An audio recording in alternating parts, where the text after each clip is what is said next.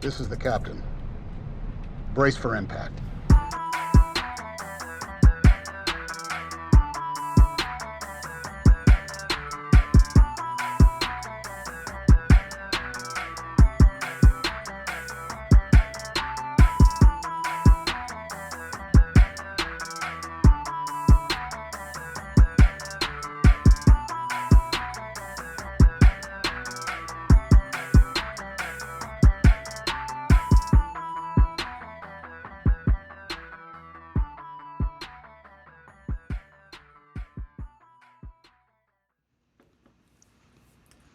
Hello. Davey Portman here from Up Next, postwrestling.com, Stitcher, Google Play, Spotify, Apple Music, wherever you find your podcasts.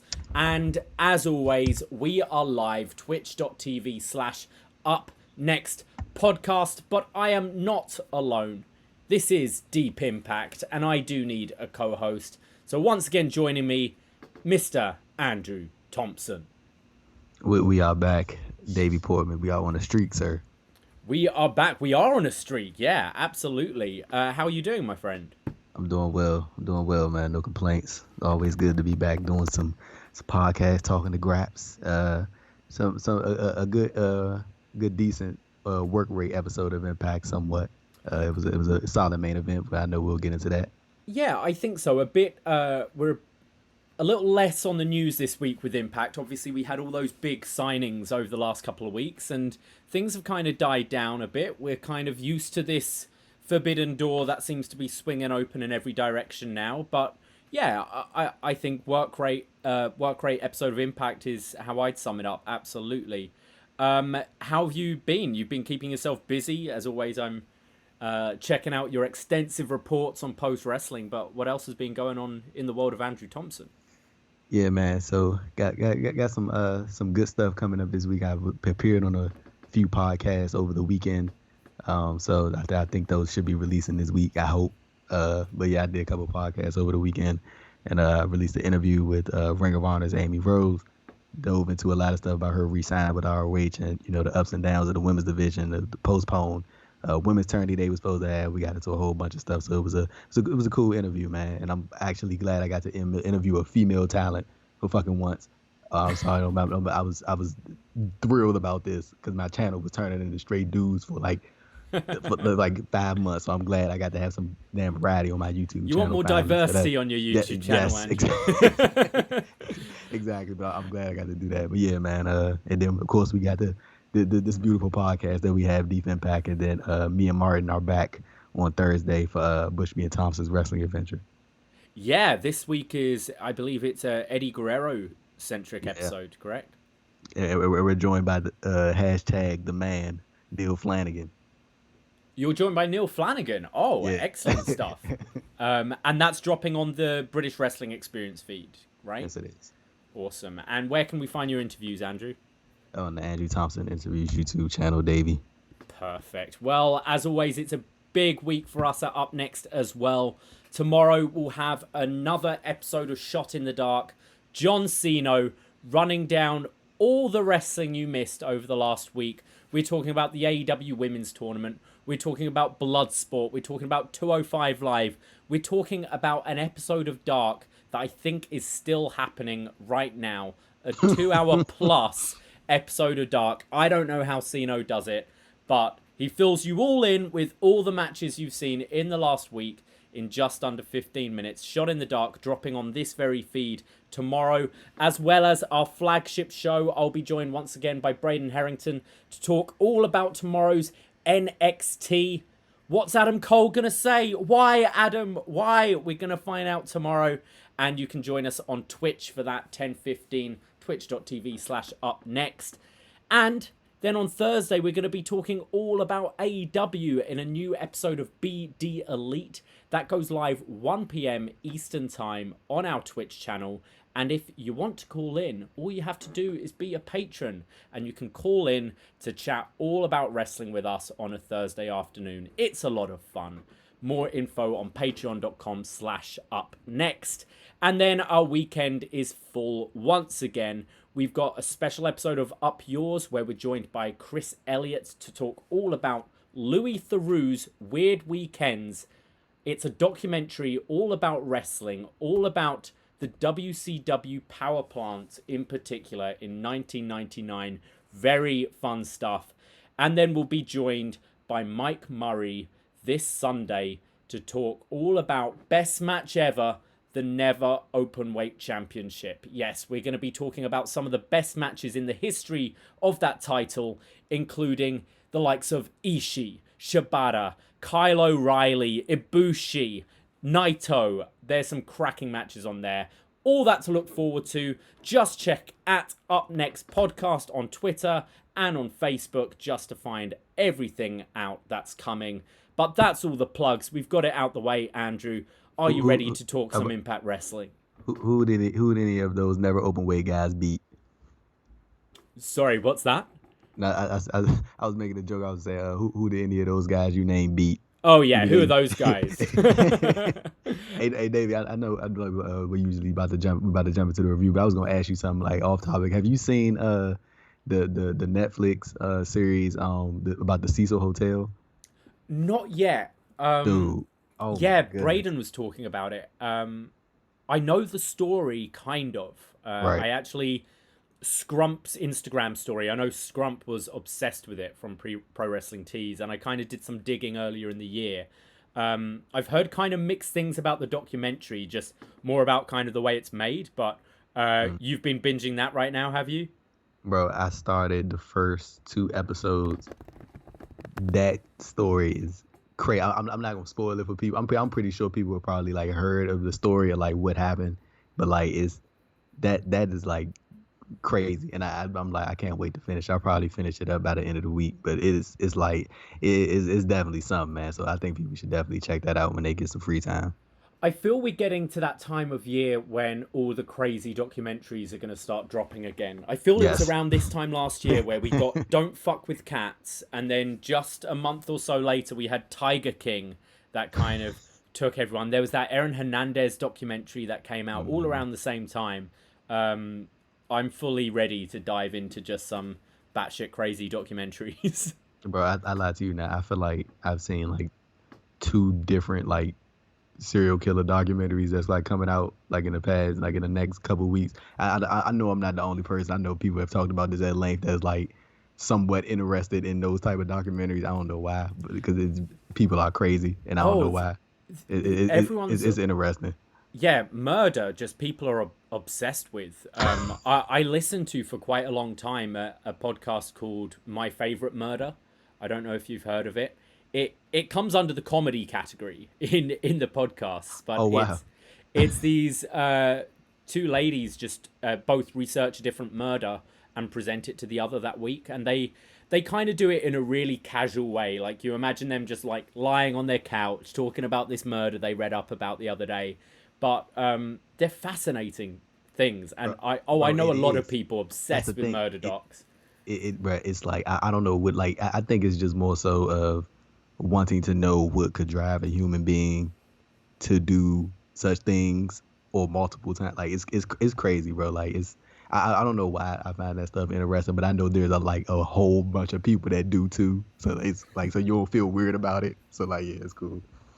Well, maybe if Impact kind of this forbidden door suddenly closes again and we start losing interest, maybe that's what we need to do. Just screw the wrestling and talk about murders every week. And then we could tie that into Impact, because then they try to take out Johnny Bravo. Yeah, they did. I would like absolutely a Netflix documentary on who shot Johnny Bravo.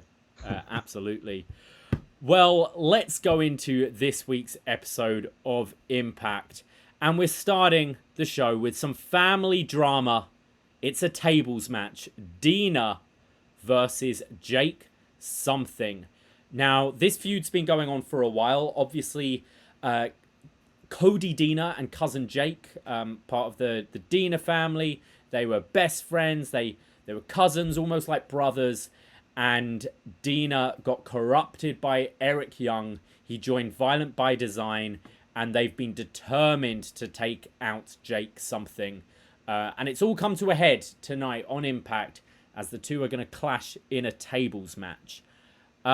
These two had an okay match the other night at No Surrender. So it was quite nice seeing the gimmick kind of being added to this, a bit of a stipulation. And yeah, let's get right into it. Dina's just playing dirty right away. He's trying to bite Jake on the nose. Jake hits a clothesline to the back of Dina's neck. Jake's on the outside trying to set up one of the tables, and as he's doing it, Dina hits a baseball slide, crashing the table into his face. Jake then balances a table on the second ropes, and Jake then kind of charges towards Dina to kind of put him through it, but Dina moves, sidestepping him, and Jake goes jaw first into this table. Look quite nasty, Andrew, and a bit of a kind of bump we don't often see in tables matches. I loved it, Davey. That's all I got to say. I loved it. I mean, well, I hope he's okay, of course, but yeah, spice up, add a little razzle dazzle to the programming, man. Yeah, I thought it was really different. So he basically went jaw first into the edge of the table at full speed. Looked great. Dina is then laid across the table on the turnbuckle. Dina starts escaping, raking the eyes. There's a table now across the apron and the barricade on the outside where Jake sets it up. Jake tries to backdrop Dina through it, but Dina manages to escape by attacking the eyes once again. We then get this somersault from Dina on the outside, but he's caught by Jake. He goes to powerbomb him through this table on the outside, but Dina escapes. They're now fighting back into the ring. There's a superplex that's teased to the outside through the table, but Dina again escapes. Now Jake starts to hulk up. He pops up Dina and hits a sit-out powerbomb. And the commentary here, Stryker and D'Lo, were kind of questioning whether Jake had maybe ran out of energy, because the table was about 3 feet away from him, and he decided to go for a sit-out powerbomb, which seemed a bit stupid, but I think commentary were trying to cover it here, like, oh, his energy's not there, Dina's still got a bit of gas in the tank, that kind of thing. Jake then gets slammed into the steel steps. They're fighting up on the stage, and Jake goes for a powerbomb on the stage, but Dina low blows him, and then Dina charges at Jake down the ramp. Jake picks him up and puts him through the table with a spinebuster, winning the match in 9 minutes, 21 seconds. So, yeah, I thought this was a good opener. Like, it was kind of, like, I mean, well, not from a, well, you know what? I do think it was a good opener, because I like that it was like a tables match to open the show. Like, I feel like this is like the second week in a row where Impact has opened the show with something that has intrigued me or caught my interest, like right off the bat. Like last week, I think they had like a, I can't remember. I know it was a high start to the show, and I know me and you were talking about that. I think it was with some people in the X division, and it was just something like really intriguing. And then once I saw the tables to open this show, I was like, okay, I'm locked in. There we go, you got me. Because I'm interested to see somebody go to a table. But yeah, with Jake something, I wanted to bring up like the presentation that he had coming on the show. I'm pretty, like, I know he's made this interest before with this new repackage, or, you know, not even a new repackage, just what he does on the independent scene. But like, I was imagining like if he had a crowd to actually react to his chant when he was like, "What's my name?" and then the crowd, of course, gonna chant something. I thought that would have been like a real like a real cool thing. But yeah, man, it was one spot. I think it was. I think you mentioned it when they were on the steps, and it looked like Jake was about to slam him off. Dude, he slipped. It looked like he legit slipped. And the corner of his back hit the side of the ring steps. I cringed. Yeah. And I was gonna ask you. I was like, Davey, how much would they have to pay you to take that bump? Oh, no. I need to do back day a lot more times first. Yeah.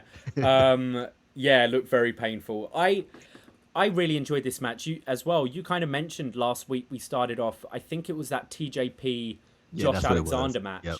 And I really hope moving forward they keep to this formula, because once again, no commercial break interrupting this, whereas in the past I feel we've had our opening match kind of split with a break. And going a good almost 10 minutes here, straight through, grabbed my attention, got me hyped up for the rest of the show.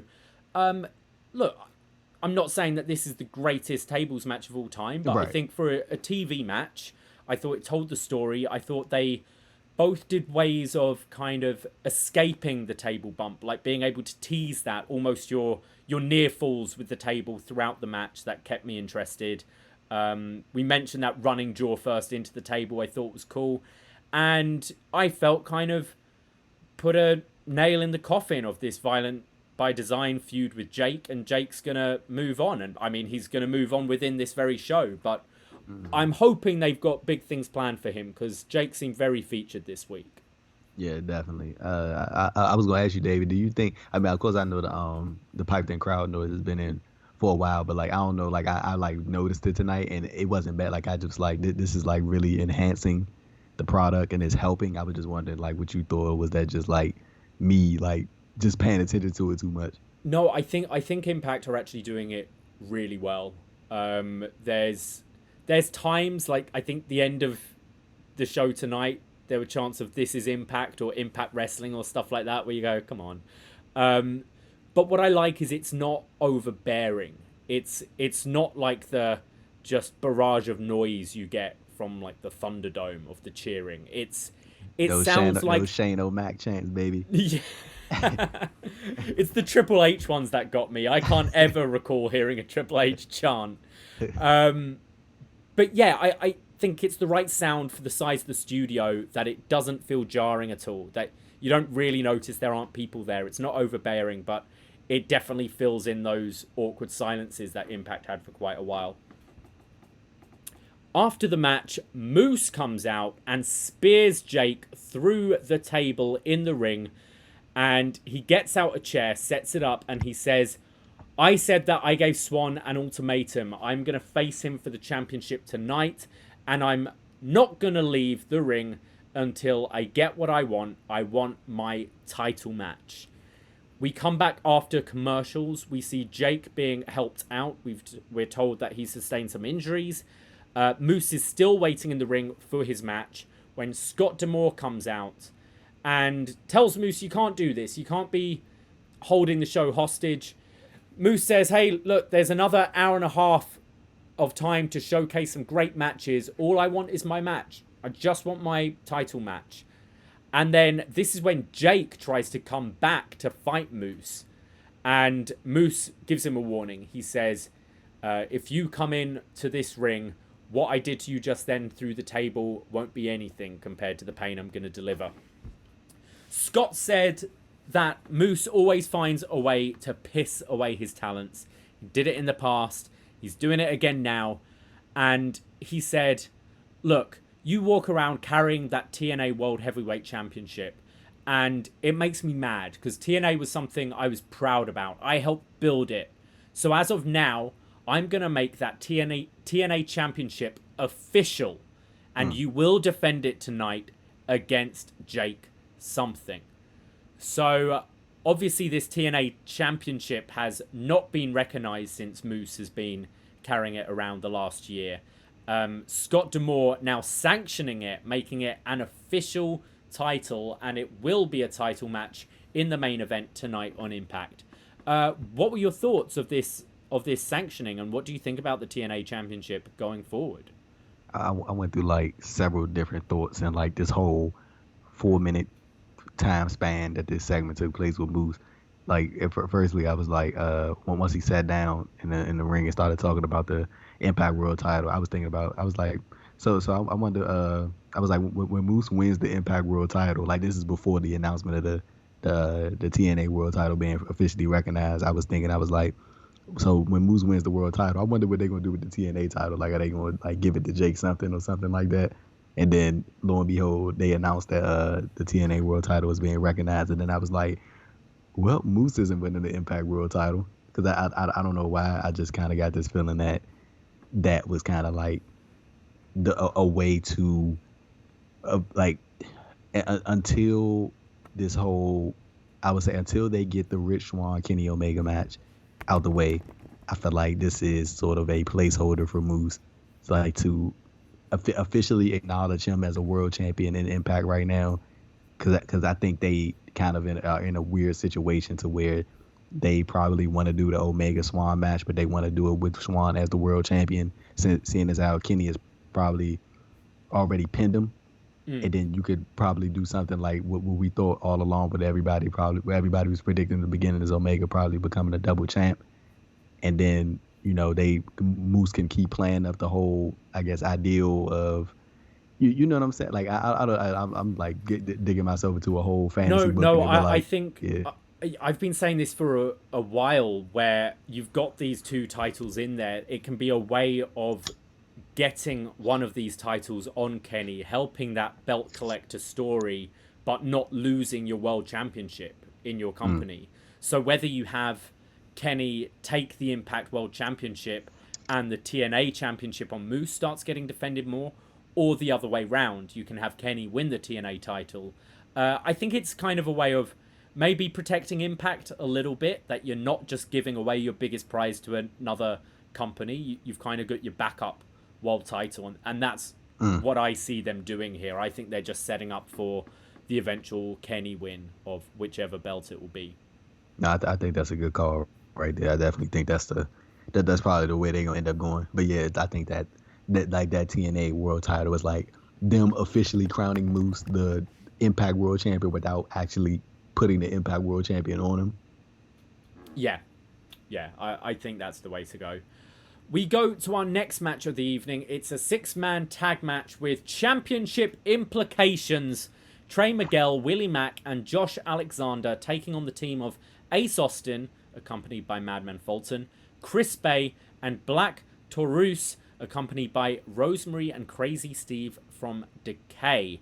And yeah, the winning team of this match will face next week in a triple threat to determine the number one contender for the X Division Championship.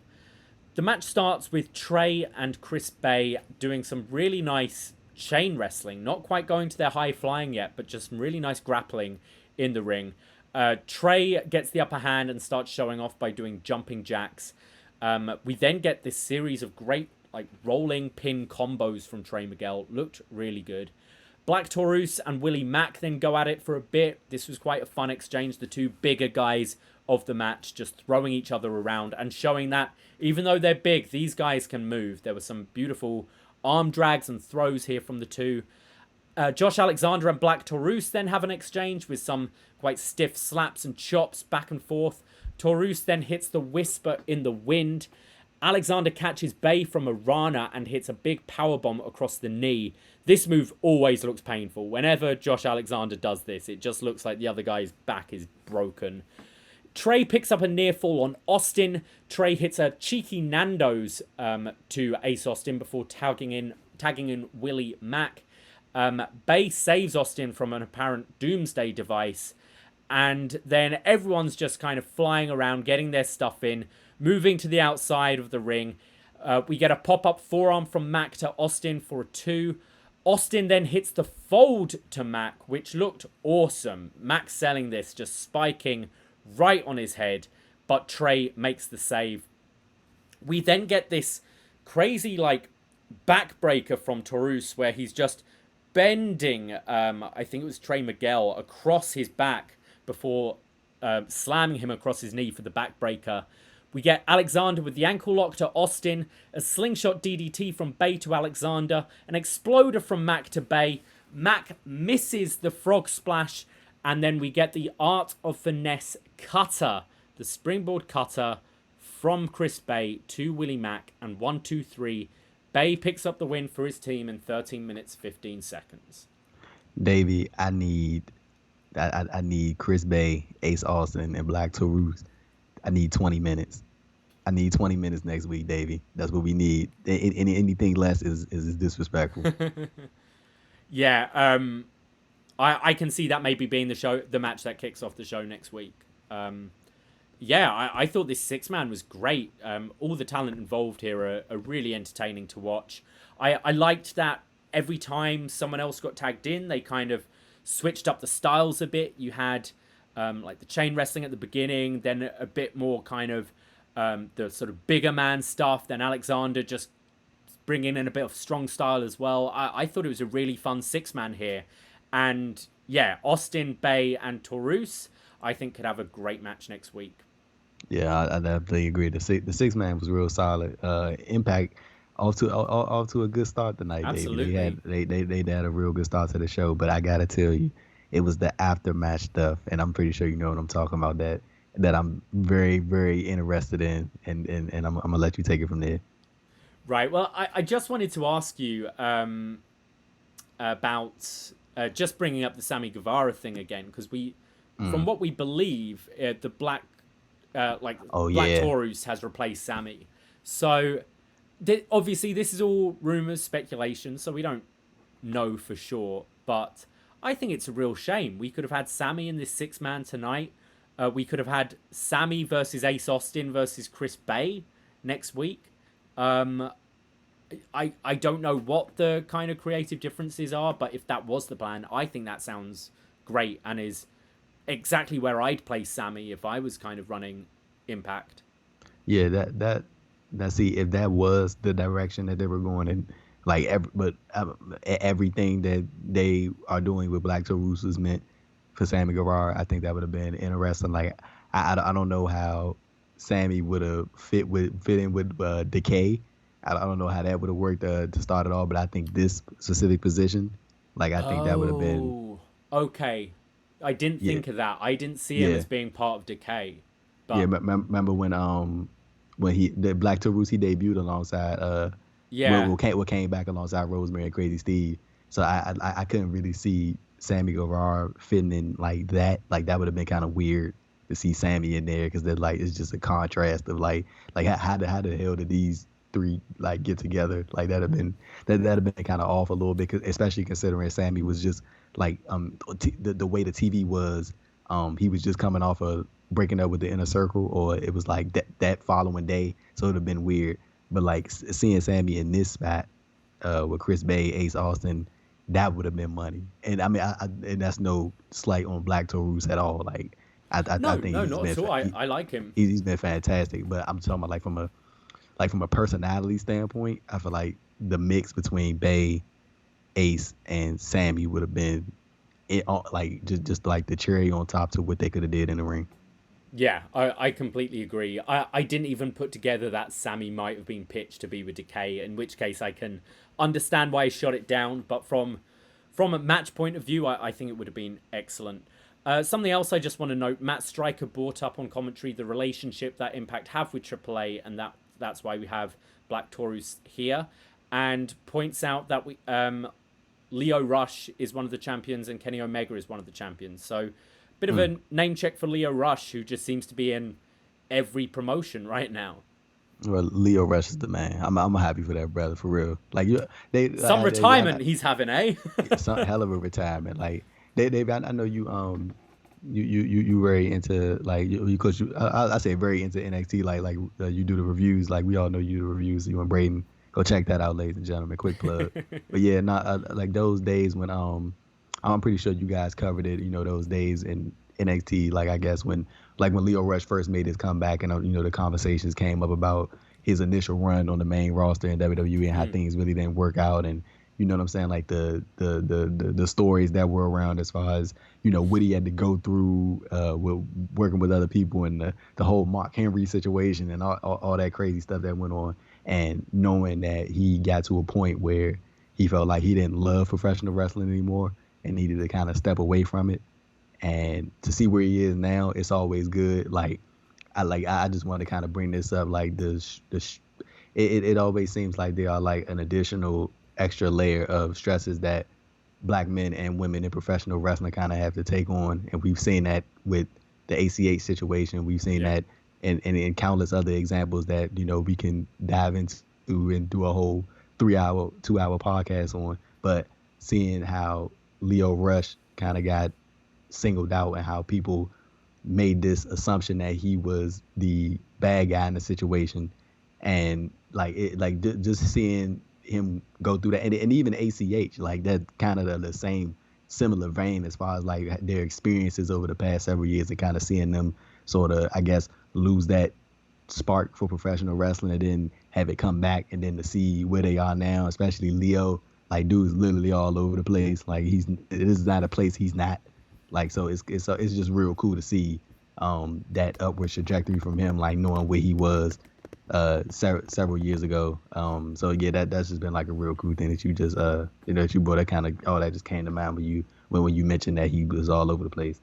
Yeah, because you had the Lashley story on the main roster, and then there seemed to be a bit of problems with WWE, and then they kind of had another go at him, and he had those great matches against Garza on NXT. Yes. And had the championship run, and everything seemed to be turning round for him. The company seemed to be behind him, and then just disappeared again. And what I will say is, if he's working with all these companies, it was kind of painted originally that he's hard to work with, is kind of what the reports are. But what I'll say is, if so many companies are going with him, and I'm not hearing any reports, maybe it's sometimes the other way around, you know?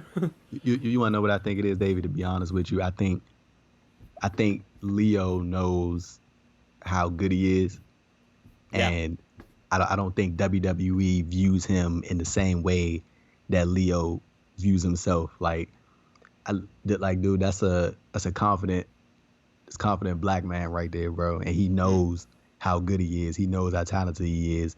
And he views himself I'm pretty sure you said it at a point, like Lio Rush could have been Intercontinental Champion. You know what I'm saying? I thought he could have hit that milestone for sure.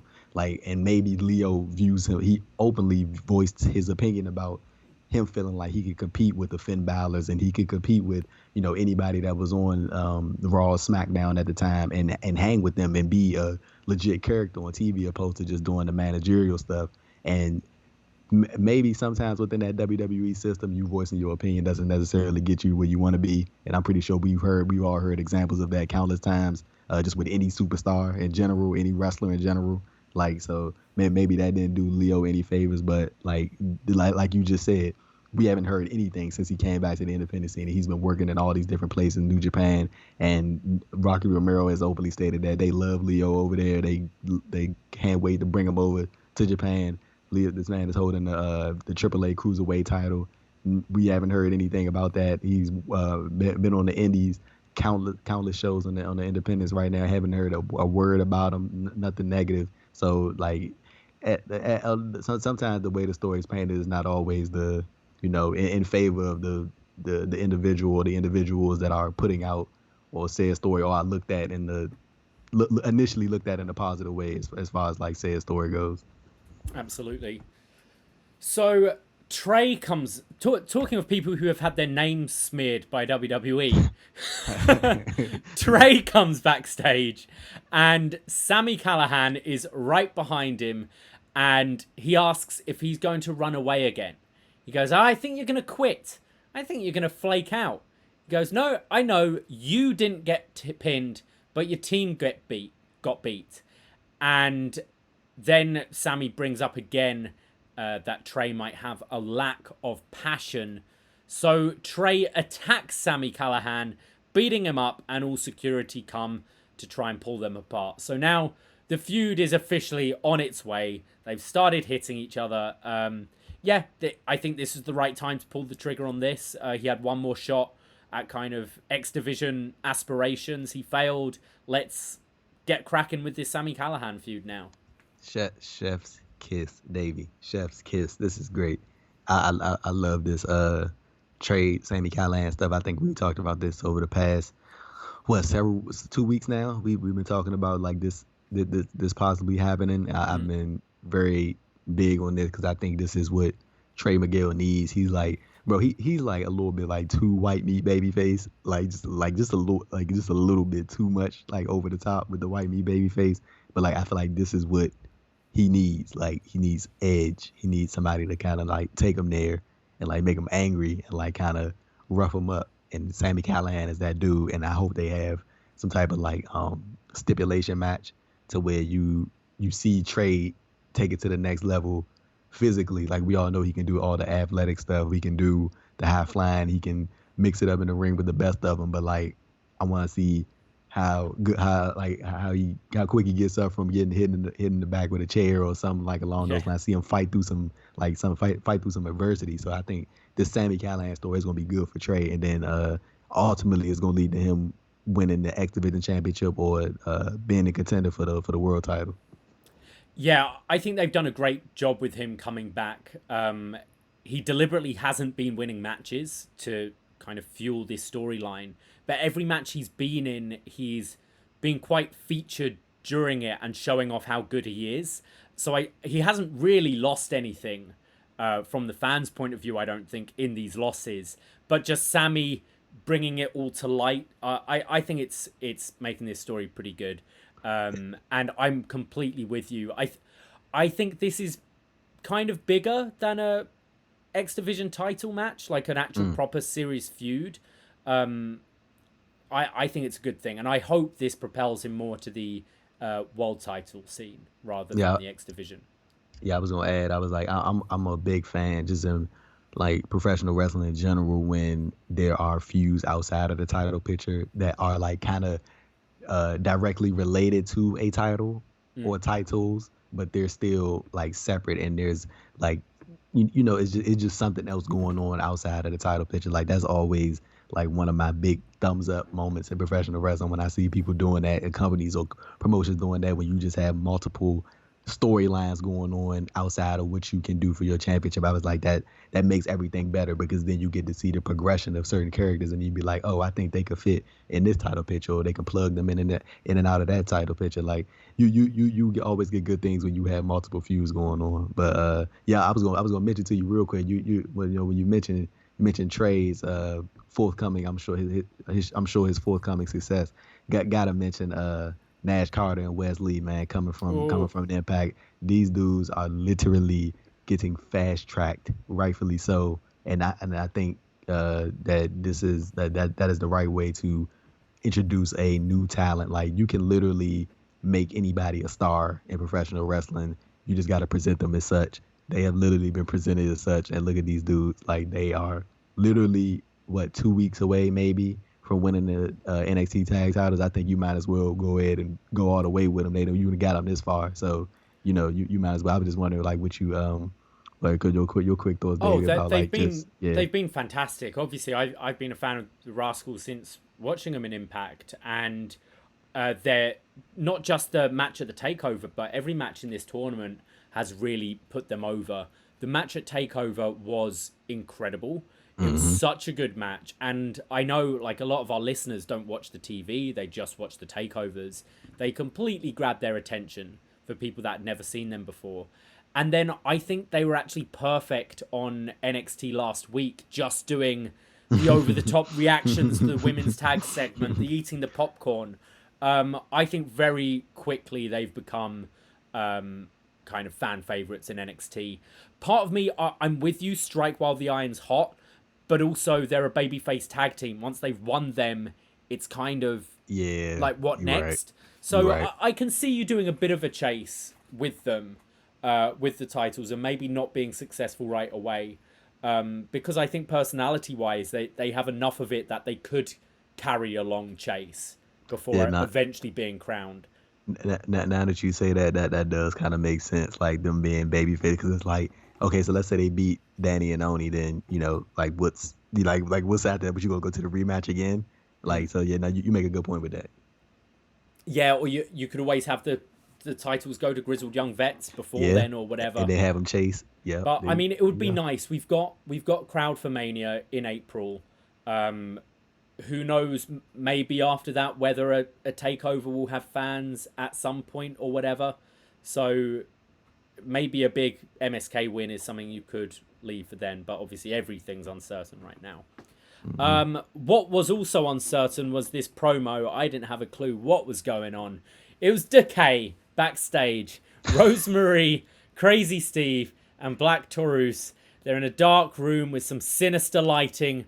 And Rosemary says, "It has been 5 long years since we were summoned to this realm." Wait, no, 4. Crazy Steve says that it is time to rejoice. Children of the Hive, the resurrection of the Death Dealers is now upon us. They want to bring back treasures. First, the X Division Championship next week, and then the rest. Without death, there is no life. Without darkness, there is no light. We are nature correcting its course. Dawning of the new age of a shadow. Decay, decay, decay. Mwahahaha. I wanted darkness in my room so I could go to sleep. That's what Davey. Like this the undead realm stuff. Like it's time, bro. It's Yeah, time. it It's is. time. It's I don't mind them carrying like elements of it into their character, but it's time to completely move away from the we moved here 4 years ago from an undead realm and all that. It's my problem with all of these promos in wrestling. Your Bray Wyatts, even when Finn Balor was the demon and he was going on about his demon kinghood or whatever it is, it's saying a load of spooky words without saying anything at all. I think what they were saying here is that Black Taurus is going to win the X Division Championship, and then they're hopefully going to win the other championships. That's what it sounded like, but this isn't my kind of thing. I know there are people out there. I have friends who think the Alexa Bliss, Randy Orton Fiend story is the best shit in wrestling right now. They love it. There are these people out there, and power to them. If they enjoy it, that's good for them. But it's not really my cup of tea.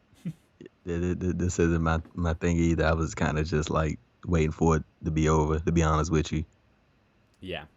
Well, let's move on. We go to a paid advertisement from AEW. We see the Tonys, Tony Khan, Tony Schiavone, but this time they're joined by some AEW talent. You have Had the whole gang with him, man. yeah, you've got Reba and Britt Baker. You've got Ricky Starks and Brian Cage. Traitor. You've got Ryan Nemeth. Who else was there? You had who was on the right? Isaiah Cassidy and Isaiah Cassidy and Matt Hardy. and Matt Hardy. That's right. Tony Khan says that he loves doing this charity work for Impact every week. He says it feels like it's this little kid I mentor once a week. Every Tuesday I go and check on them. He says 4% of the roster are here with me right now. And this 4% alone is more talent than you'll get in years on your show. Mm-hmm. Shivani goes to start running down tomorrow's Dynamite, but Britt Baker interrupts him to plug her match against Nyla. She kind of fluffs her lines a bit here. Then Ricky Starks and Brian Cage go to plug their match against the Varsity Blondes. They make the mistake of giving Cage the mic, and he says that he's a former Impact champion, but that championship means nothing after he left. It just went downhill.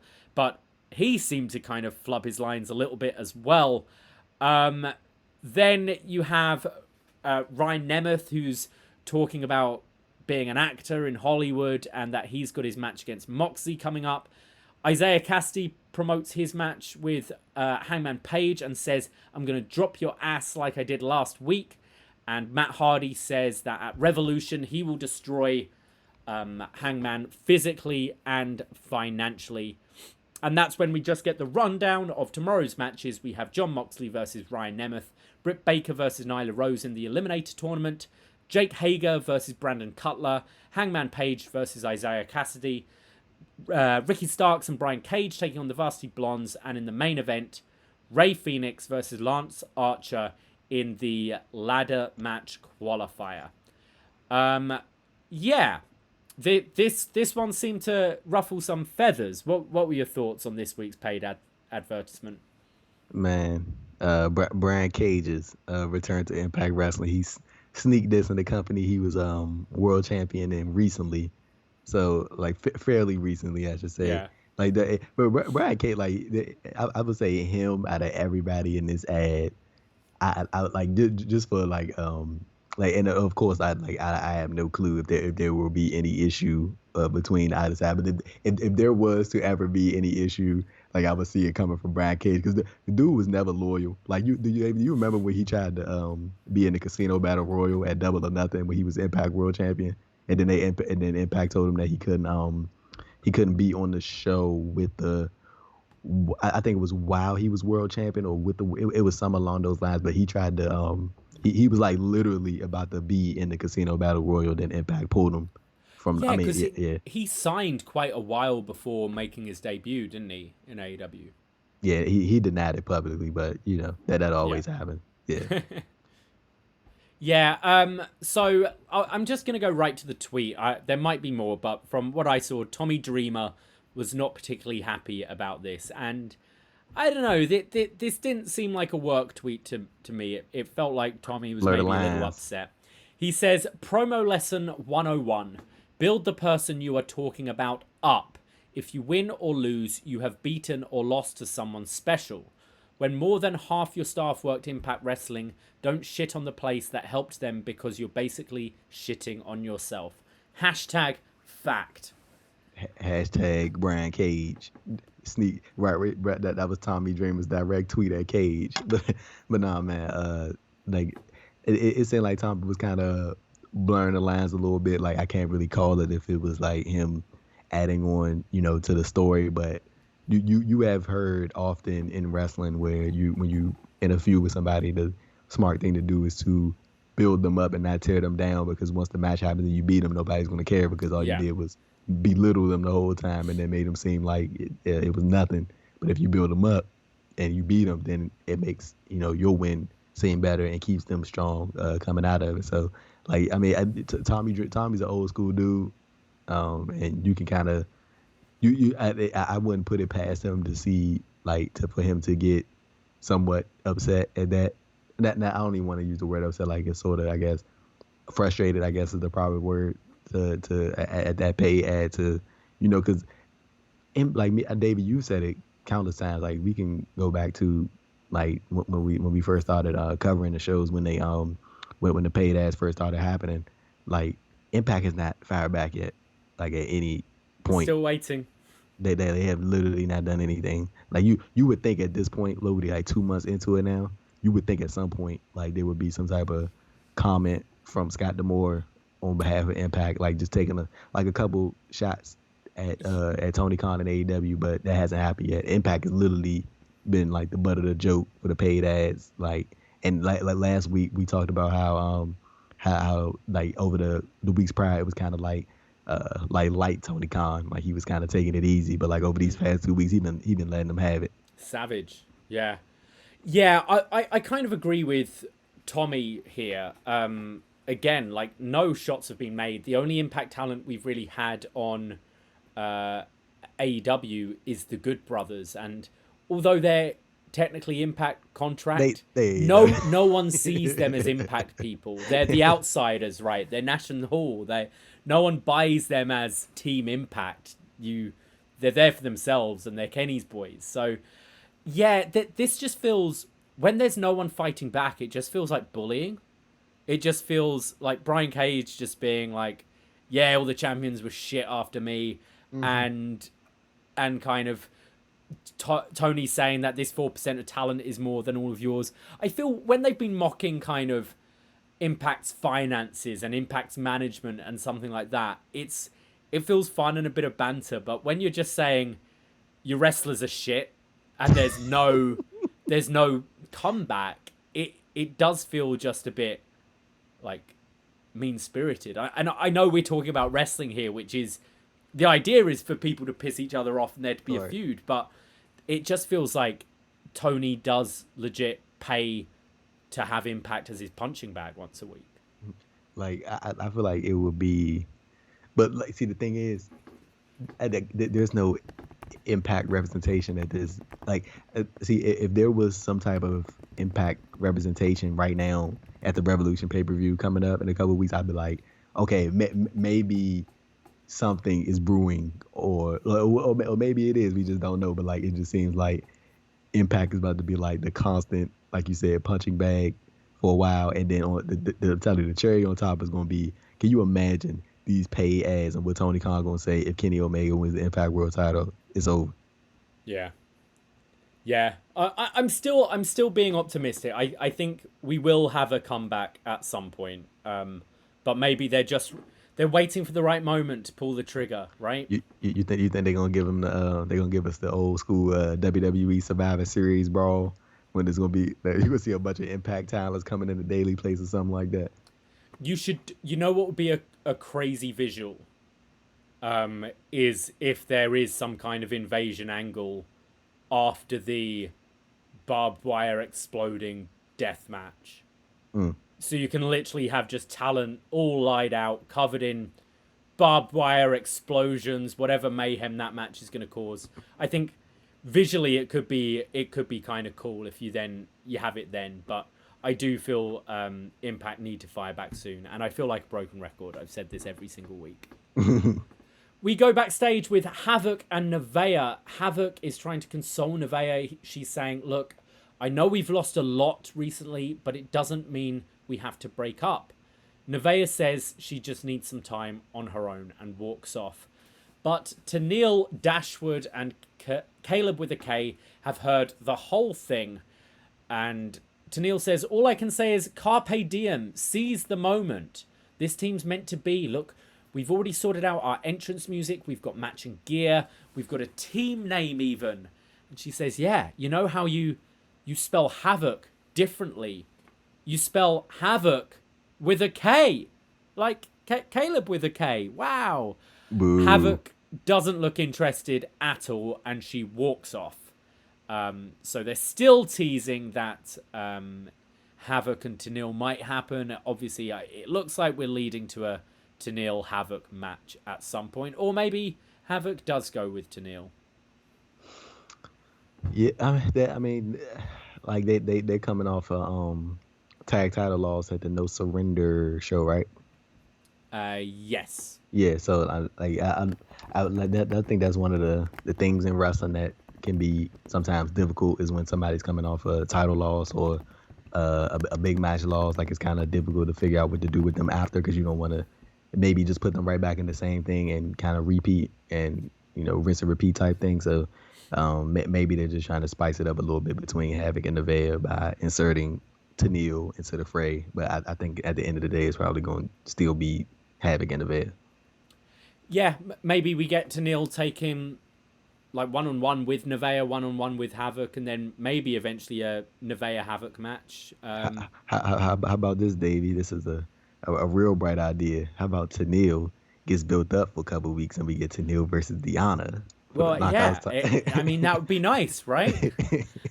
Beat Havoc and Nevaeh, get some wins under her, maybe turn babyface and challenge Deanna. I like it. Too much of an idea, Davey. Yeah.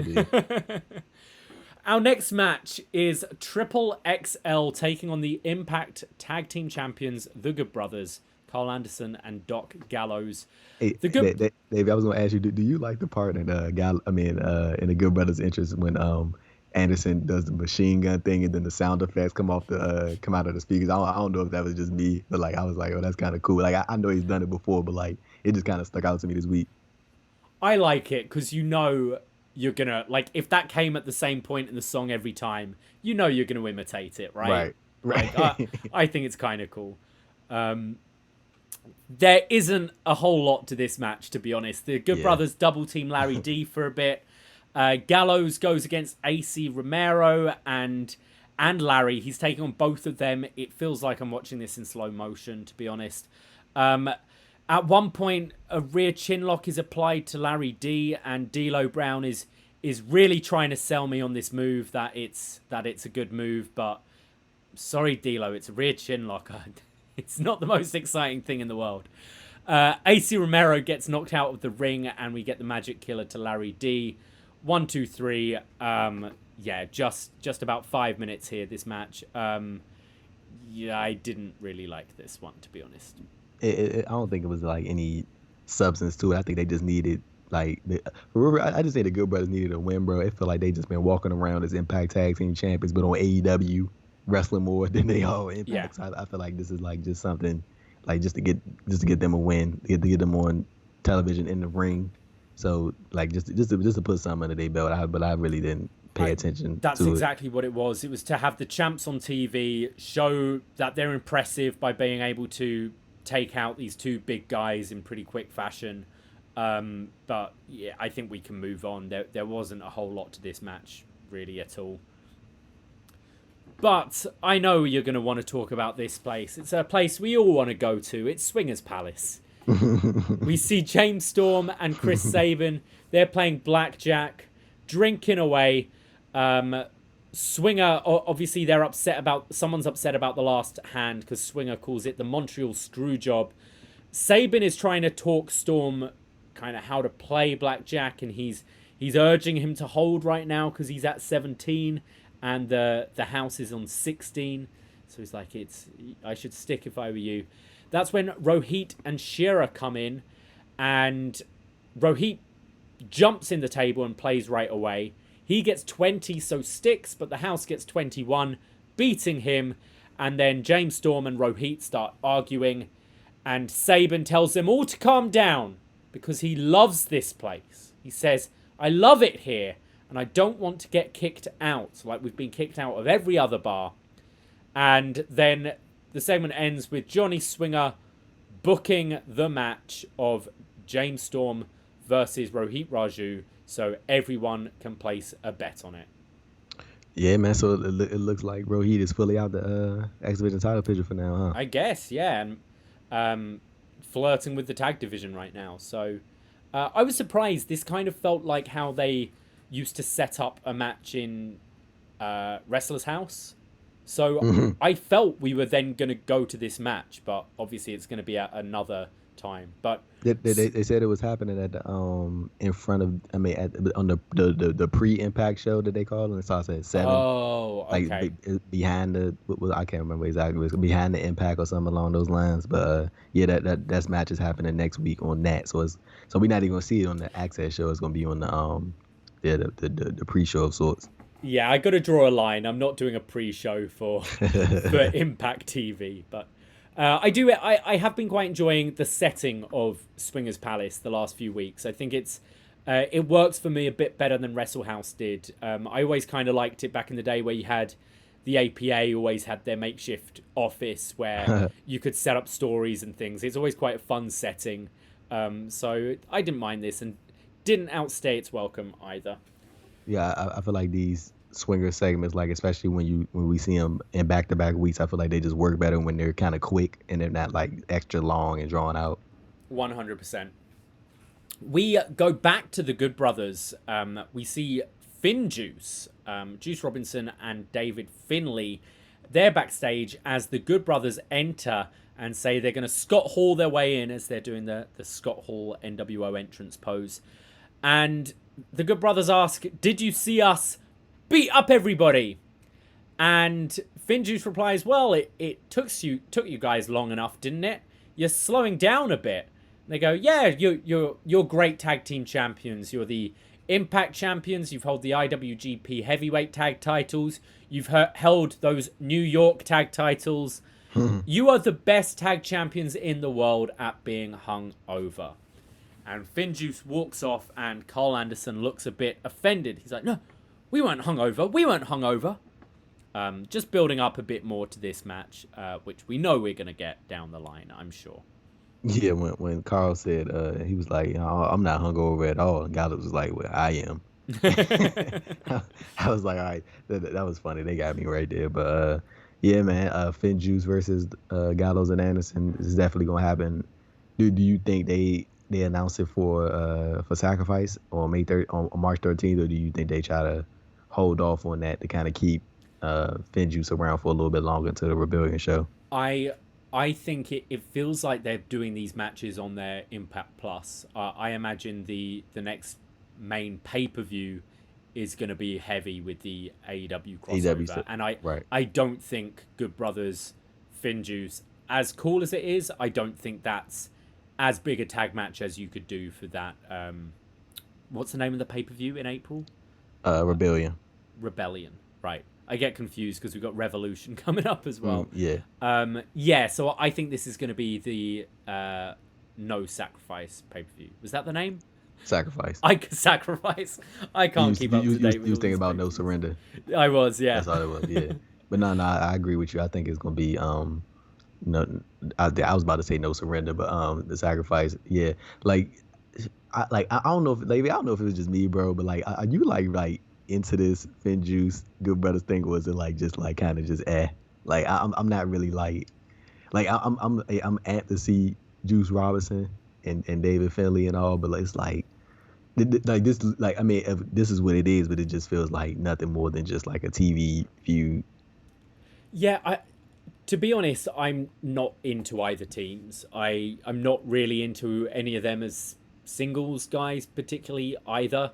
For me, it's just more, it's cool that we're seeing cross promotion, and that's kind of where the interest lies for me. But I can't say that the idea of a Finn Juice Good Brothers match particularly excites me. You think it's any shot that they take the titles off the Good Brothers? No. Okay. No, I think they're just here for this cycle of tapings, and then they'll move on, and we'll get whoever the next crossover team is and singles act is for the next set is what I figure. We go to our next match. Eddie Edwards comes out, and his opponent Brian Myers enters, but he's not in his ring gear, and he's holding a mic, and he says, "I would love to have this match with you, but unfortunately I can't. I'd love to tell you why, but I've been advised not to, and I'm going to pass you over to my lawyer, a Mr. Mark Sterling Esquire, who comes on the big screen." Do you recognize this guy, Andrew? This is the individual from the MJF and John Moxley feud. It is indeed. And Davey also. This is the guy who co-hosts the podcast with Brian Myers and Matt Cardona. Oh, I didn't know that. Okay. Yeah, this is the guy. That makes a lot of sense then. Yeah, and I think he works at the the Creator Pro Wrestling School with Brian Myers too. So I think he was either, I don't want to say he was a student. I think he's like a co-founder or co-owner or something. I just know he's a part of Creator Pro, and he helped train like Chris Statlander and MJF and stuff like that. So yeah, he's like when I think he said that they were like he was introduced to Myers through a mutual friend, and it made me think that was either MJF or that was like a little I guess. Yeah. I think they were absolutely referencing MJF. They were bringing up Undefeated in a Court of Law. They were just referencing a lot of stuff from that kind of MJF Moxley trial, if you will. Right. Right. Yeah, I think they absolutely assumed you knew who this guy was and were trying to just feed in some funny lines there.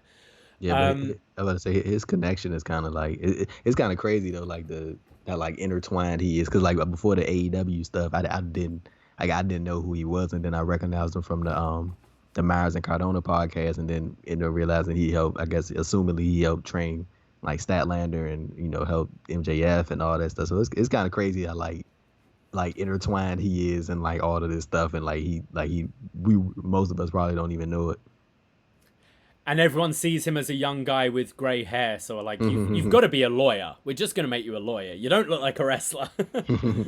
So Mark Sterling says that there is an unsafe working environment at Impact Wrestling, and unfortunately, these conditions led to irreversible damage to my client's eyesight. So I advised Myers not to wrestle tonight, but on his new contract, we had something added that in the event that he is not medically cleared to compete, a replacement will be made. And oh boy, what a replacement it was, because out comes Hernandez, and we're going to get Eddie Edwards versus Hernandez on free TV. Dream match. Dream match, yes. As Hernandez is walking his way down the ramp, Edwards hits a tope suicida, taking him out. They're brawling round the outside as we go to commercial break. We come back after the break, and Edwards gets tripped pretty badly on the apron, so his back just goes bouncing against the hardest part of the ring. Myers starts beating up Edwards whilst the ref is turned. We get a big pounce from Hernandez. At one point there, on the turnbuckle, Hernandez is going to go for something, and the camera is right on him as you just hear him yelling moves, calling spots to Eddie Edwards. Edwards comes in with the superplex and then hits the Boston knee party off the second rope, pinning Hernandez in 2 minutes, 28 seconds. That was the best thing about this, is that it was 2 minutes and 28 seconds. It was over. It was quick. We're probably gonna see it again next week, but hey. This isn't a feud that's doing a whole lot for me, this Brian Myers, Eddie Edwards thing. We've already had a match, haven't we, these guys? So it feels like it's all... We'll move to the next segment. It feels like we're setting up the Brian Myers, Matt Cardona feud more so. So Brian Myers comes to the back. He's really upset with Hernandez losing there. And Matt Cardona is just stood there. And Cardona's trying to explain that last week he hit him in the eye by accident. But Brian Myers doesn't want any of it. That's when Scott D'Amore comes in and just asks Myers, oh, how did your match go? He goes, yeah, just 1, 2, 3, easy. And he goes, look, Brian, I saw what happened. I know you didn't wrestle the match. And this contract your lawyer's written up for you, it's very interesting because it looked like your lawyer didn't look up the minutia of the contract. And I think he brings up Article 17A that states that only a doctor from Impact Wrestling can decide whether talent is medically cleared or not to compete. And Myers' doctor isn't the Impact doctor. And the Impact doctor says Myers is absolutely fine. And therefore, he's going to book an eye for an eye match between Hawkins and Edwards next week, where one man must remove the other person's eye. And to add even more to the stakes, Matt Cardona is going to be the special guest referee. And Scott D'Amore goes, oh, and make sure, sleeveless, of course. You've got to show off those pythons. And Kurt Hawkins going, wait, really? We're not seriously doing an eye for an eye match, are we? D'Amore goes, no, of course not. That's ridiculous. Who would do such a thing? Then what? A few weeks later, the eye is just miraculously fine again? Ha ha ha! So stupid. D'Amore was great here. I actually really enjoyed this segment.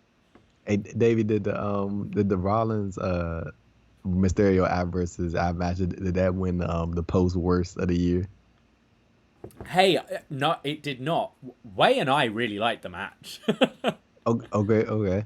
No, but see, the thing was, I liked the match, but like the after stuff was kind of like what are y'all doing, bro? Like, the hell is this? See, you know what? I'm gonna give Rey Mysterio his props because he is still to this day rocking the one eye mask and getting all his designer masks, Louis Vuitton mask design for one eye. Like, so I'm gonna give Ray his props on that. It looks cool. It does look cool. What did you make of this? We're going to Myers Edwards once again next week. It looks like this is to build up to the eventual Matt Cardona Brian Myers match, but Scott D'Amore just stealing the segment with some great lines. Scott's very entertaining every week. I feel like Scott had a real solid showing in multiple segments on tonight's show, like especially the thing with Moose. Like I felt like he really stood out when he was talking about how much the TNA World Heavyweight title meant to him. Like I always kind of viewed that title, like even as Moose was holding it, and I think Moose has done a solid job, but like I always just kind of viewed it as like that like the not so good history of like it kind of just reminded you of the last let's say before the like TNA's reboot, I guess we could call it, like, and Which one? but like it just reminded me of like those bad periods of Impact. So like to hear Scott D'Amore talk about how, you know, that title meant a lot to him, and the TNA name means a lot to him, and he helped build the company. Like it was kind of like, you know, it kind of further, or like I guess maybe cemented the title a little bit. And then of course in this segment, you know, he showed a little bit of his comedy side. Like we talked about the one last week where he was in the office with TJP, and he was had the back and forth with Rohit. Like, yeah, Scott D'Amore, he's very good on camera when he needs to be, and he doesn't like, he's not one of those authority figures that steals from the segment. He just adds to it. So yeah, props to Scott D'Amore. On paper, there is too much of Scott D'Amore on the show, and I could see that argument. He's in a lot of segments for a talent that doesn't wrestle, but the difference is I think he raises everyone else around him. I think he really injects life and energy into his segments, and he really fuels other people with stuff to come back at him with. And he's not afraid of looking the fool. Sure, he's the authority figure, but he's rarely doing that thing like a Stephanie would do, where she just absolutely puts someone down. It's always quite tongue-in-cheek. There's the little sly digs at like WWE here again with the eye for an eye match, and also referencing how the lawyer once again didn't check the minutiae of the contract, because that's exactly what happened with MJF and Mox. I thought this was a pretty strong segment, and good job, Scott D'Amore. Good job, Scott. We go to a knockouts tag match. Kimberly and Susan with Deonna Purrazzo in the corner, taking on Jordynne Grace and Jazz. Number one contendership. Number one contendership, exactly, for the knockouts tag team titles. Susan and Jazz starts the match. It's mainly Jazz just dominating. Deonna goes to grab the ankle of Jazz as the ref is distracted, and then just chokes Jazz over the bottom rope. ODB then runs out to take out Deonna, and then the referee throws both ODB and Deonna out from ringside. Striker was just on one tonight. This referee's counting, and I don't think I've ever heard a commentator talk about how ambidextrous the refs are. He's going, oh, here at Impact Wrestling, our referees are very ambidextrous. Look at our referee just there, counted the fall with his left hand rather than his right. That's very important as this sport evolves. It's like, shut up, Striker. He's hitting the mat with his left hand. Chill, bro. Susan is then illegally in the ring, and the referee asks her to leave and go back to the apron, and Susan just plays the Karen role so well right here. She looks like she's just lost it with the manager and got a bit too angry and has been asked to leave the shop, and she's now mad about it. She's really tremendous here. Jazz and Kimberly then run into each other head first and both take a bump. Jordynne and Susan are now tagged in. There's a big spinebuster from Grace for a 2. Her and Jazz double team Susan with like a suplex lift, but into a face first slam. Jordynne picks Susan up for the torture rack, but Susan escapes, but is immediately caught in a German suplex, which looked great. Susan then starts pulling at the ear of Jordynne Grace, and I felt the match started to kind of fall apart a little bit here. It got a little bit sloppy. Kimber just walks into the ring, just enters the ring illegally. So the referee decides to go to Jazz instead because he remembers he's meant to be distracted. Then everyone kind of falls to the outside. There's an ankle lock from Susan, which gets counted into the Grace driver for the win in 12 minutes, 45 seconds. Jordynne Grace and Jazz win and are your number one contenders. Yeah, this match did kind of lose me at the end. I was kind of like at the beginning, I was interested, and then like I guess like the latter stages of it, I just kind of picked up my phone And then I caught the finish of it, and the Grace driver is legit one of my favorite moves out there. That and the Pentagon driver, I'm guessing it's the exact same thing, but I always like seeing those moves and like seeing them pull it off, because like those moves are like hella dangerous. Like for real, like you literally got somebody's neck like wide exposed. With Jordan Grace and Pentagon, they do it so well. But yeah, man, Jordan Grace and Jazz, they getting the shot at Kira and Tasha at the Sacrifice event, the 13th. So yeah, that's gonna Kiera and Tasha, like their reign has kind of been underwhelming. I think it's fair to say, since they won the titles. Like I was very excited for them to win the titles, and I thought they were going to have like a very entertaining and a very good reign, because of course they both can go in the ring. But I thought just with their characters, they would have just added that extra element to the title reign. But they really haven't. Like I feel like that segment they had on TV. What was it called? The Fire and Flavor Fest. Fire and Flavor Fest. That like I feel like that took so much away from them, and that did them no favor. So like when you look at it, we got like maybe 3 weeks left until Sacrifice. Like if you get enough steam under Jordan Grace and Jazz, man, you might could make the switch. And like, cause I just feel like Kira and Tasha just had like a bad start to the reign, man. Like it's like maybe they can rebound over the next couple of weeks and build to something good with Jordan Grace and Jazz, but like I mean, you really couldn't go out there. I'd like to see Jazz as a knockout champion, and it'll get Jordan Grace something to do as well. Yeah. I think the match should be good, and it's fresher than Havoc and Nevaeh. I think Jordan especially will work really well with both of them, and I think Jazz as well. Just banter, like going back and forth in promos with Tasha and Kira could be good. But I'm with you. They've definitely lost steam, fire and flavor. The match was fine and then just fell apart at the end, but it's my complaint with Impact tag matches a lot of the time. I hate to be a stickler for rules, but they're kind of there for a reason, and every tag match it seems to be the referee just ends up shrugging and just letting everything happen. And here, Kimberly just enters the ring right in front of the ref, and the ref's like, "Oh, I better go and talk to Jazz, I guess." Mm-hmm. It's easy and it's sloppy. I just wish they try and be a bit more creative if they want to do some heel tactics or whatever. But I think the tag title match could be good, and hopefully it's what Tasha and Kira need to sort of take this a bit more seriously. Let's have a look at next week's matches. Oh, sorry, we go backstage and we learn that ODB has been taken out. So we've got a bit of a mystery there. Who took out ODB? Next week, we have Brian Myers taking on Eddie Edwards with Matt Cardona as the special guest referee. We have the Good Brothers teaming with Finn Juice to take on Triple XL and Reno Scum. And we have Chris Bay versus Black Taurus versus Ace Austin in a number one contenders match for the X Division Championship. I think that triple threat will be tremendous. The 8-man could be quite fun as well.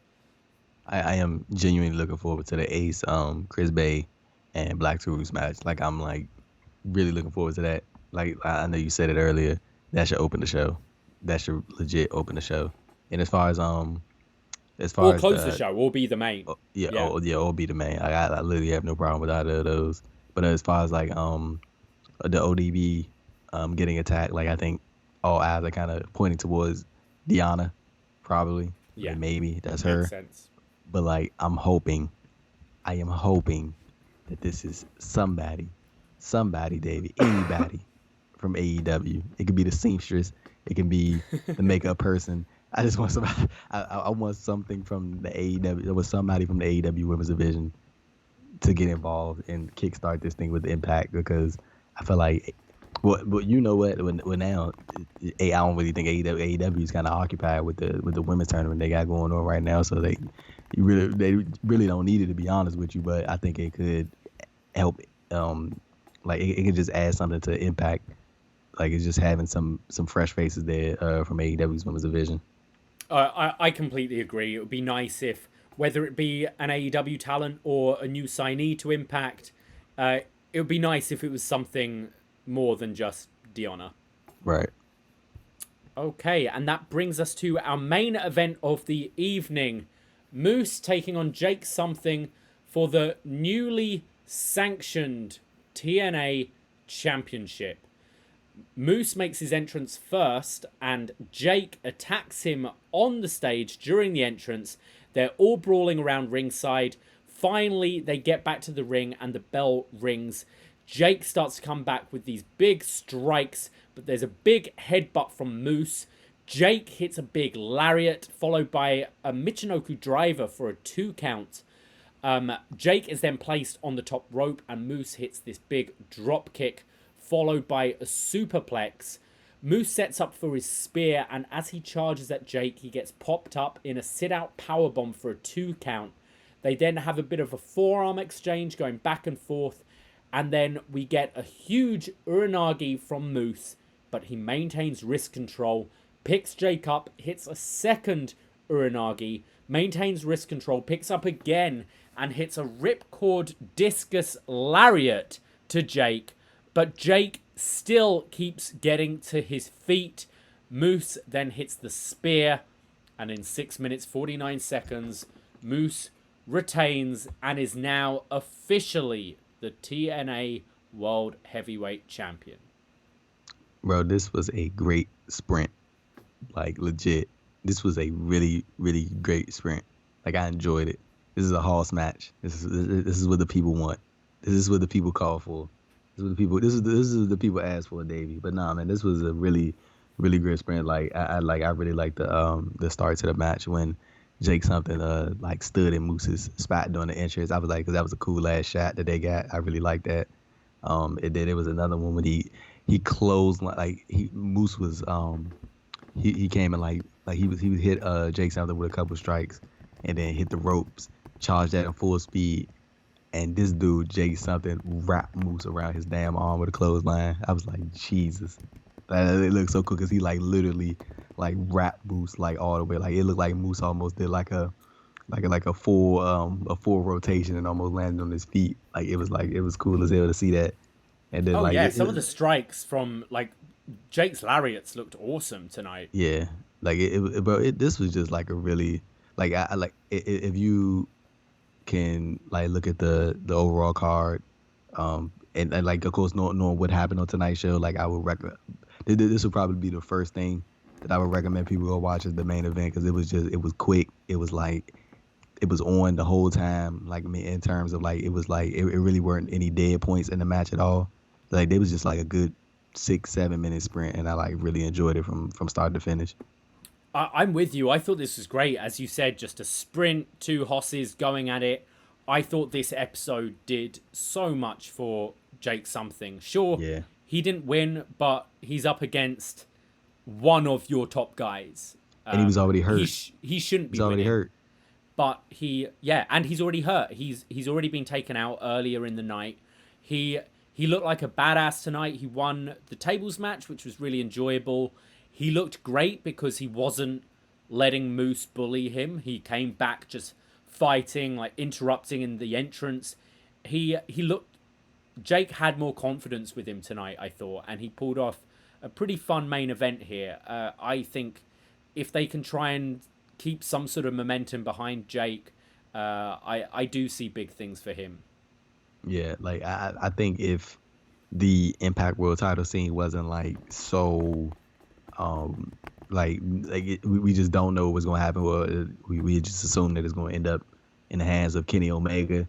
I felt like it would be like a good switch to have Moose take the Impact World title and then have the Jake something take the TNA World Heavyweight title. I think that would be something cool. But yeah, man, Jake something like he came up big tonight. Like he had a great showing, and I don't think it didn't hurt him in the slightest that he lost to Moose in the main event because Moose has been booked really, really, really well. And then on top of that, Jake something got put through a table earlier, and then he was already in a tables match, got put through a table, and then had a whole brawl segment. So yeah, man, like he came out strong tonight, and Moose came out strong again as the official TNA World Heavyweight Champion.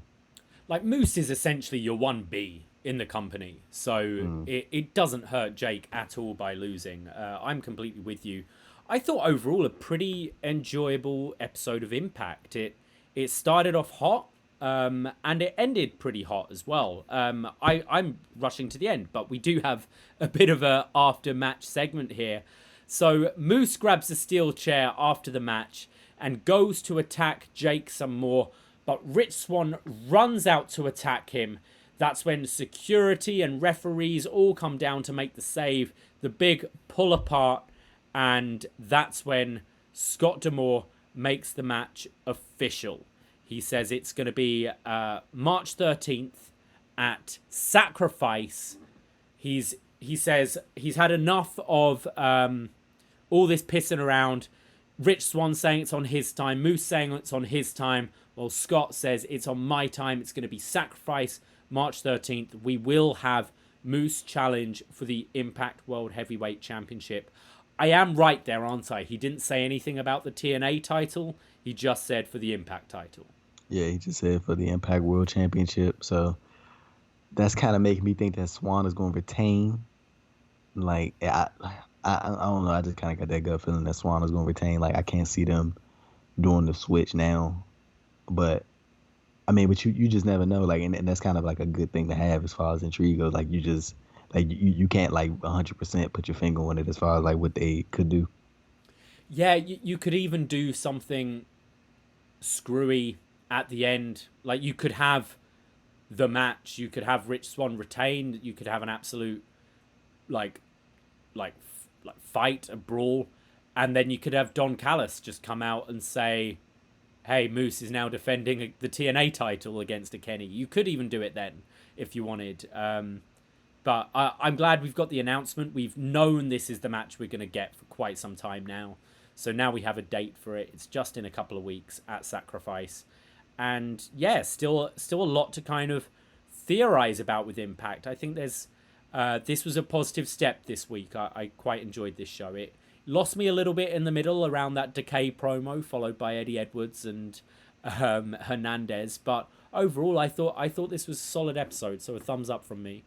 Yeah, the thumbs up for me as well. I feel like Impact needs to just continue the trend of having a hot match or an interesting match to start off the show every week. I promise you, people like seeing things that interest them to kick off the show. Like the tables match. As soon as I saw the tables, I was like, okay, what the hell they got going on? I'm in. And they keep. I think they should just alternate. Like every week every other week you have a X Division match or guys in the X Division competing against a heavyweight. Or you do something, it doesn't have to be something gimmicky every week, but just do something that will catch people's eyes, like right off the bat. So, yeah, man, Impact on a good little 3-week streak of having good openers, man, and then following through with a decent main event. Yeah. Let's go to some feedback on the forum.postwrestling.com. We put up feedback threads for all our reviews. And so if you are someone who likes to watch Impact every week and kind of want to share your opinion, get in on the Post Wrestling Forum. We're going to go to Chris Elliott, who says, it was a good, fun show. Highlights match-wise were the 6-man X Division tag and the main event. Was good, although I'm not sure on the idea on them making the TNA title into a real one unless they plan on unifying them at Sacrifice. 2 lines of the night. The extreme close-up on Sabin's face as he exclaims, I love Swingers Bar. And Scott D'Amore taking the piss out of the WWE for the eye for an eye match. I'll rate it 6.5. Listen to Up Yours this week's out of 10. Yes, Chris Elliott is joining us on this week's episode of Up Yours. That'll be dropping on Friday, where we're talking all about Louis Theroux's Weird Weekends documentary. Andrew, have you ever seen this before? I have not. It's very easy to find online. It's a 40-minute documentary of a nerdy British documentarian going to America to work out what wrestling is. And this is 1999 WCW. So he's going to the power plant. He's asking the likes of Macho Man Randy Savage, Roddy Piper, Goldberg, like what wrestling is. As you can imagine, they're not too impressed with the guy. It's very funny. But you all about that. But you want to know what I have seen, Davey? What's that? Office Space. Office Space, absolutely. Yeah, we did a review of Office Space with Richard Wardhouse just last week on the feed. That was the first time I've ever seen the film. That movie is amazing. It's great. It's really good. They get an A+ for me for starting off the movie with "Don't It Feel Good to Be a Gangster" by Scarface. They had me from the jump. But no, that movie is like legitimately funny. Like I'm very like big on that very dry, sarcastic humor. Like I love that. Like that's how I kind of am in real life. So why do I say real life? Like but like that's kind of how I am, like in person. That it very like dry, sarcastic humor. Like that's kind of how this movie is. It really kind of reminds you of Office Space in some ways, like just a little bit. But yeah, like Office Space, definitely great movie, and I'm sure you guys had a great time reviewing that. I love that you do know what the rap was at the beginning of the show, because Braden's normally really good with that kind of stuff, and he didn't know what it was. And there you are, just saying exactly what it was. Yeah, good film, and it was a fun review chatting to Richard there. So absolutely, if you are a patron, or if you're thinking about being a patron, we don't talk just about wrestling. We do talk movies as well, quite a lot from the 90s and 80s. Yeah, so that's it for this week for Deep Impact. Andrew, any final closing thoughts before we say goodnight? Hope everybody enjoys the review, and we will be back. We will be back. One last plug, where can we find you, Andrew? AD Thompson __ on the Twitter machine. On the Twitter machine. And you can find me at Davey Portman. Make sure you follow the Up Next socials at Up Next Podcast on Facebook and Twitter, and the Up Next group on Facebook. And also, check out the Up Next playlist on Spotify. We'd love to know what kind of things you're listening to. Just throw it on there. There's hundreds of hours worth of music on there now, and it's great having our eclectic mix all come together. So check out all of them, guys. I'll be back very shortly tomorrow with a brand new episode of Up Next. But from me, it's a good night. Take care, everybody. Be safe. Ahoy! This is the captain. Brace for impact.